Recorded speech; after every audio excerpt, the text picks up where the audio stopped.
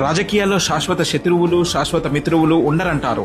కానీ జగిత్యాల రాజకీయాల్లో మాత్రం ఆ మాటకు భిన్నమైన సన్నివేశం కనిపించింది. చల్గల్లో కేంద్రీయ విద్యాలయం భూమి పూజ కార్యక్రమం వేదికగా ఆసక్తికర ఘటన చోటు చేసుకుంది.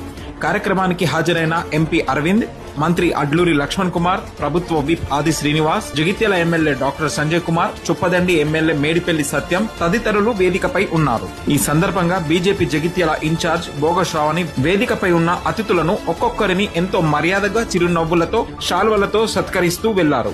అయితే మంత్రి అడ్లూరి లక్ష్మణ్ కుమార్, ప్రభుత్వ విప్ ఆది శ్రీనివాస్ లను సత్కరించిన అనంతరం వారి మధ్యలో కూర్చున్న జగిత్యాల ఎమ్మెల్యే డాక్టర్ సంజయ్ కుమార్ ను మాత్రం సత్కరించకుండా ముందుకు వెళ్లిన దృశ్యం అక్కడ చర్చనీయాంశంగా మారింది. ఇది పొరపాటున జరిగింది కాదు. పక్కా ప్లాన్ వేసి పొలిటికల్ ఇగ్నోరెన్స్, రాజకీయ నిర్లక్ష్యం, శత్రువును తిట్టడం కంటే వాళ్ళు అసలు అక్కడ లేనట్టు ప్రవర్తించటమే పెద్ద దెబ్బ అనే మైండ్ గేమ్ ను శ్రావణి అక్కడ ప్లే చేసినట్లు కనిపిస్తుంది.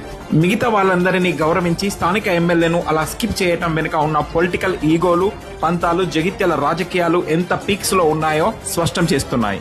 ఈ ఘటనపై మీ అభిప్రాయం ఏంటి? ఇది యాదృచ్ఛికమా లేక రాజకీయ సందేశమా? మీ అభిప్రాయాన్ని కామెంట్ రూపంలో తెలియజేయండి.